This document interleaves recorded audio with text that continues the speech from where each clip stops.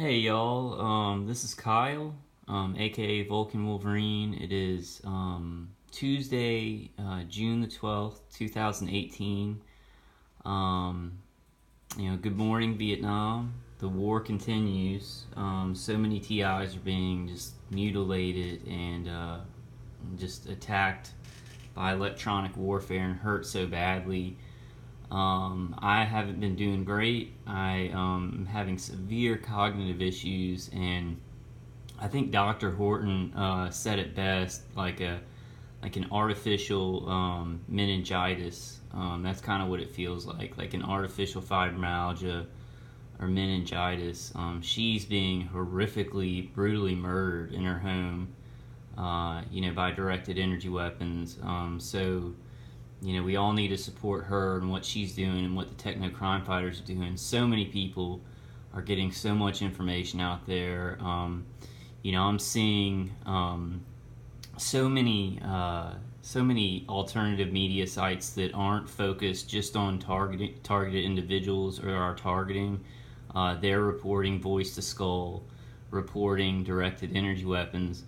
But what I wanted to do this morning, I did sleep out in the open without Dave's CD last night, so you guys bear with me. I'm going to try and do my best to report this information. We've been talking about it on the calls, and I think that a lot of target individuals are aware, of this incident, but I'm not sure if they're aware of all the things surrounding it and everything going on. I just want to go over this information because I think it's huge for us. It's a huge step forward.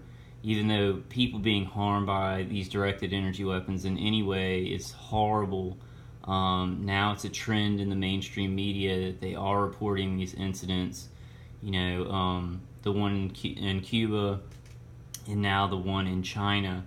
So I wanted to go ahead and read this article because it gives the name of one of the consulate workers who have been taken to the University of Pennsylvania for testing.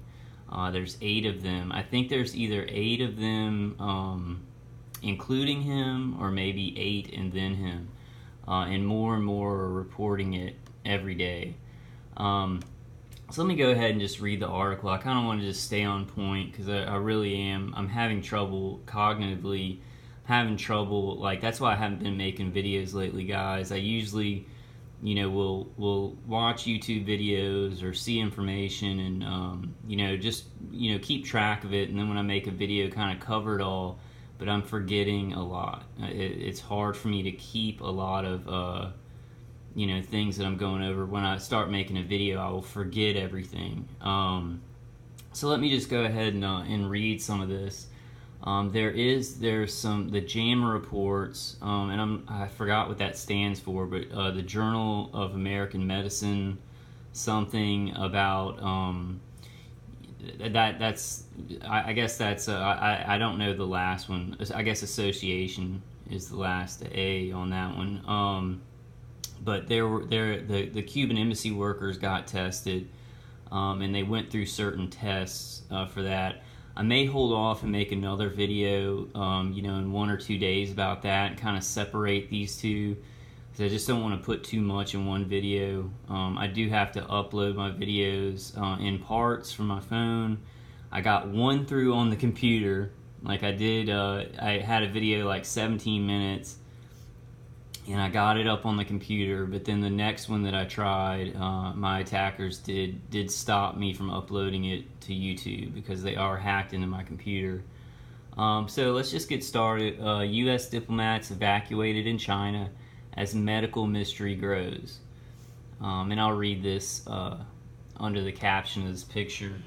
Americans working at the United States Consulate in Guangzhou, China, developed unexplained ailments after hearing strange sounds in at least 2 apartment complexes, including the Canton Place apartments above. Guangzhou, China, a crisis over a mysterious ailment sickening American diplomats and their families, which began in Cuba and recently appeared in China, has widened as the State Department evacuated at least 2 more Americans from China on Wednesday. And this was an article on June 6th, so that must have been last Wednesday. I think. Guys, I'm not sure on that. It may have been the Wednesday before. The Americans who were evacuated work at the American Consulate in the southern city of Guangzhou, and their colleagues and family members are being tested by a State Department medical team, officials said. It is unclear how many of them are exhibiting symptoms, but a State Department spokeswoman said Wednesday evening that a number of individuals had been sent to the United States for further testing, and they are being sent to the University of Pennsylvania, where the Cuban embassy workers were sent to do testing. For months, American officials have been worried about that their diplomats have been subjected to targeted attacks involving odd sounds, leading to symptoms similar to those following concussion or minor traumatic brain injury, the State Department says. The cases in China have broadened a medical mystery that started in 2016 when American embassy employees and their family members began falling ill in Havana. In all, 24 of them were stricken with headaches, nausea, hearing loss, cognitive issues, and other symptoms after saying they heard odd sounds. The issue has roiled relations with Cuba, which immediately fell under suspicion and led the United States to expel Cuban diplomats. But with Americans now exhibiting similar symptoms in Guangzhou, American officials have raised suspicions about whether other countries, perhaps China or Russia, might be to blame. So there's where Guangzhou is. It's by the water, near the water, and also, Havana is very near the water too, which is, I guess, probably important. It's probably important to keep that under our hat. Those attacks are happening near the water. That is sure to complicate already strained relations with both countries over a variety of economic, political, and security issues. Russia has been accused of meddling in the 2016 American presidential election. Trade disputes have erupted with China, and American officials fear that the Chinese are undermining relations with North Korea ahead of a summit meeting with President Trump planned for next week.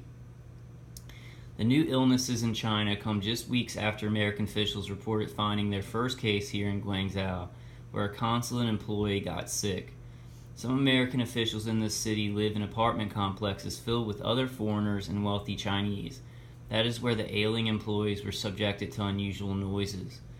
But it remains unclear whether the illnesses are the result of attacks at all. Other theories have included toxins, listening devices that accidentally emitted harmful sounds, or even mass hysteria. The mass hysteria theory, which is the biggest conspiracy delusion that I've ever heard of, that this could be mass hysteria. It's just stupid that anybody would even throw mass hysteria in there. The mystery spread to China this spring when the first employee fell ill, and fears escalated last month when the government warned other employees to seek medical attention if they experienced unusual ailments. So far this week, another employee, his wife, and their 2 children were evacuated after the parents exhibited neurological symptoms. Officials said they expected that at least some others would be flown out of the country as well. The illnesses appear more widespread than the State Department initially reported last month, when it said that one person had reported subtle and vague but abnormal sensations of sound and pressure. This is the article with the consulate worker's name, and that's very, very important for us targeted individuals. A name has been released of one of these people, but it's a little bit further down. Secretary of State Mike Pompeo said last month at a hearing of the House Foreign Affairs Committee that the symptoms of the first American employee in Guangzhou to report being ill are very similar and entirely consistent with the medical indications that have taken place to the Americans working in Cuba. My attackers are hitting me in my upper spine and my back right now, so I'm very uncomfortable, but I will continue. I'm getting hit really bad, guys. Just gotta take some deep breaths. And I'm going to continue. There are roughly 170 American diplomats or employees in Guangzhou, as well as their family members, and a senior American official said a sizable number had undergone or would soon undergo testing by the State Department doctors who arrived on May 31st. The officials cautioned that no final determination had been made about what caused the illnesses. The latest American employee evacuated from Guangzhou is Mark A. Lindzi.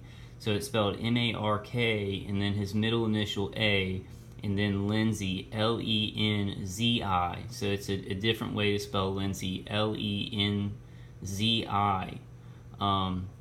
A security engineering officer at the consulate.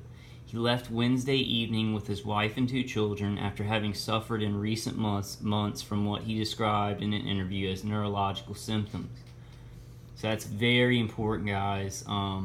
Mark A. Lindzi. So they are giving out the name of a security engineering officer at the consulate who was experiencing directed energy weapon attacks. I think everybody else, people who are just into mainstream news or, I doubt that many agencies in the United States are very confused about what this is. But targeted individuals know. I mean, I look at this and I know it is directed energy weapons. It's directed energy weapon systems. But they're saying sonic attacks and everything else, some kind of illness or toxins or whatever. But these directed energy weapon attacks are going on in every country around the world to normal citizens, consulate workers. We just don't know everyone who's being hit with this stuff because there's a lot of experimentation going on. There's weapons development. There's just people doing it strictly maybe to feed the security industries, international companies that are doing security, the NSA, DoD, the DIA. I'll go over the targeted justice thing about the satellites at I think Shriver Air Force Base. And a lot of these contractors could be using those satellites at that Air Force Base because Targeted Justice has been tracking it all down and connecting some dots of who has the capabilities to do this, who has the satellite capabilities and the communications capabilities to hit, citizens all over the United States of America. And then other countries would have similar, ways of doing it too. On Tuesday, Mr. Pompeo said in a statement that the symptoms in the first case discovered in Guangzhou were similar to the ones experienced by the 24 Americans who became ill in Havana. Now that number is 26 in Havana, Cuba. It's 26 embassy workers, and then a number of tourists who came before and after the embassy workers who have been hit. And I don't even know the number of the tourists. So many people who are being hit by this stuff. He said that the cause had not yet been established. The injuries in Cuba, like those in China, follow disturbing sensations of sounds and vibrations that have been described variously as the noises made by cicadas, static, metal sheets waving, or in Mr. Lindzi's case, marbles rolling around a metal funnel.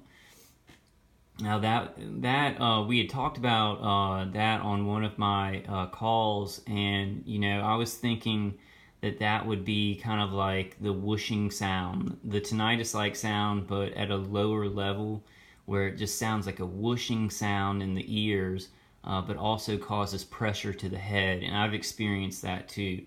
So, when you're listening to targeted individuals on YouTube, think about these cases, people who are not directly targeted, who don't know a lot about this. Look at these symptoms, then listen to targeted individuals when they're speaking out and giving their testimonies, because it's just one-to-one.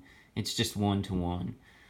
After the injuries were diagnosed in Cuba, the Trump administration expelled 15 Cuban diplomats, saying Cuban officials had failed to adequately protect American diplomats.